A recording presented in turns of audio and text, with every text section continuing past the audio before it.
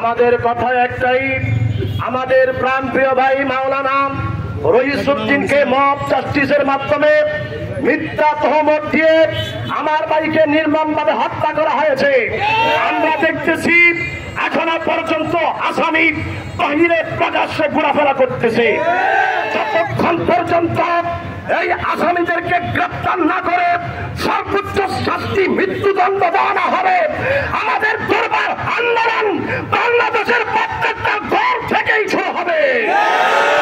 তাই নয়, আমরা দেখেছি আমার ভাই রইসউদ্দিনকে তৃষ্ণার্ত অবস্থায়, পিপাসার্ত অবস্থায় তাকে শহীদ করা হয়েছে।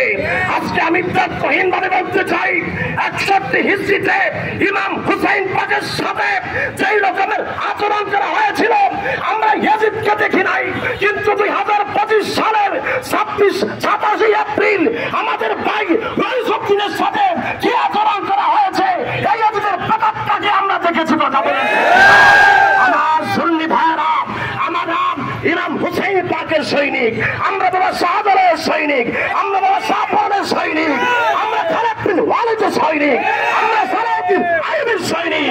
আমরা জীবন দিতে শিখেছি, ইমান দিতে শিখি নাই। আমাদের নেতৃবৃন্দ এখানে রয়েছে, তিনাদের নির্দেশে আমরা টাকার রাজপথ বন্ধ করে দিতে পারি। আমরা আমাদের নেতৃবৃন্দদের দিকে তাকিয়ে রয়েছি, তিনারা আমাদেরকে যেই দিক নির্দেশনা দিবেন সেই অনুপাতে আমরা কাজ করব। আসসালামু আলাইকুম ওয়া রাহমাতুল্লাহি ওয়া বারাকাতুহু।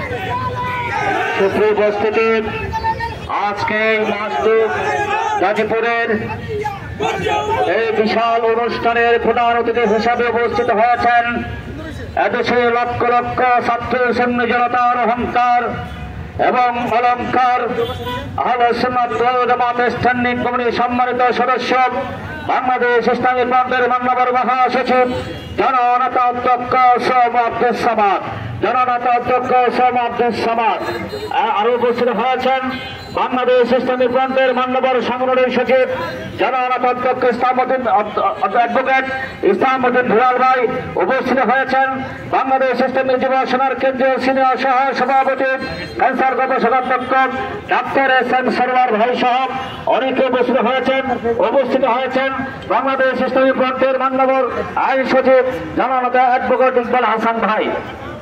আরো উপস্থিত হয়েছেন বাংলাদেশ ইসলামী ফ্রন্ট কেন্দ্রীয় পরিষদের সহ সাংগঠনিক সচিব জননেতা কাজী মোহাম্মদ জসিমউদ্দিন সিদ্দিকী ভাই। আমাদের বিশাল বিশাল মিছিল আসছে, আপনাদেরকে ধন্যবাদ এবং মোবারকবাদ জানাচ্ছি। আমরা আশা করছি আজকের এই রাজপথ নায়ক তকবীরের নারের সারাতের ধ্বনিতে প্রকম্পিত হবে। আমার বাজে রক্ত দিয়েছে, আমার এই যে রক্ত দিয়েছে, যে রক্তের বদলে আমরা চাই না, আমরা শহীদ পথে বাংলাদেশে দেখতে চাই। বিভিন্ন দরবার থেকে, বিভিন্ন সংগঠন থেকে সংহতি জানিয়ে আমাদের এই প্রোগ্রামে সম্পৃক্ত হচ্ছেন, আপনাদেরকে ধন্যবাদ এবং মোবারকবাদ জানাচ্ছি। এখন বক্তব্য নিয়ে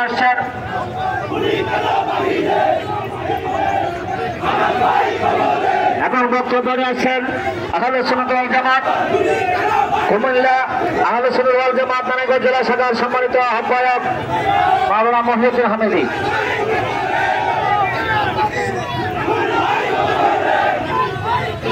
আলহামদুলিল্লাহি রাব্বিল আলামিন ওয়াসসালাতু ওয়াসসালামু আলা হাবিবিহিল কারীম।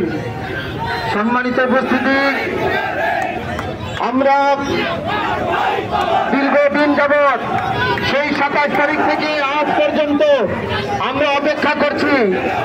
এদেশের মাঝে এই সরকার ক্ষমতায় আসার পর মানুষের আশা আকাঙ্ক্ষা ছিল দেশের মধ্যে একটা শান্তি শৃঙ্খলা বিরাজ করবে, কিন্তু আমরা দেখতেছি সরকার আসার পর থেকেই মব সন্ত্রাসের মাধ্যমে সারা দেশের মধ্যে নৈরাজ্য সৃষ্টি করা হচ্ছে। এদেশের মধ্যে আমরা ফারুকিকে গলার ফেলে কেটে হত্যা করা হয়েছে, আজ পর্যন্ত আমরা বিচার পাইনি। আল্লামা তাকিউল্লাহ জালাল কাদরিকে নৃশংসভাবে শহীদ করা হয়েছে, আমরা আজ পর্যন্ত বিচার পাইনি। আজকে মাওলানা রইসউদ্দিনকে হত্যা করে সেই ধারাবাহিকতার মধ্যে তারা রয়েছে।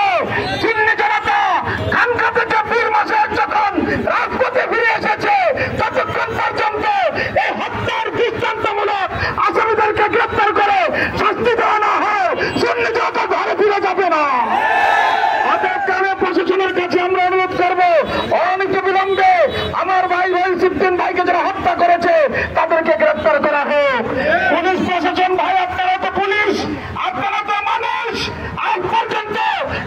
পুলিশ সদস্যকে আমরা দেখলাম না প্রতিবাদ করতে। আপনারা তো মানুষ, কিভাবে রহিসুদ্দিন ভাইয়ের মুখের কাছ থেকে পানি দিয়ে আবার সেই পানিকে ফিরিয়ে নেওয়া হলো। সারা দেশের মানুষের কারবালার ইতিহাসের কথা মনে পড়ে গেছে। আমরা আপনাদেরকে অনুরোধ করব, প্রশাসনের মধ্যে যে পুলিশ সদস্য সহ যারা হত্যাকাণ্ডে জড়িত রয়েছে তাদের সকলকে অনতিবিলম্বে আইনের আওতায় এনে দৃষ্টান্তমূলক শাস্তির ব্যবস্থা করা হোক। আর যদি না করা হয়, তারা বাংলাদেশের লক্ষ কোটি জনতা আমাদের কেন্দ্রীয় লিডারদের দিকে তাকিয়ে আছে। যে দিক নির্দেশনা দেওয়া হবে সেই দিক নির্দেশনা পালন করে দাবি আদায় করে ঘরে ফিরবো ইনশাআল্লাহ। এখন আপনাদের সম্মুখে বক্তব্য রাখবেন, সংক্ষিপ্ত বক্তব্য রাখবেন মাওলানা হামেদ রাজা রাজামরি। গুলি কেন বাইরে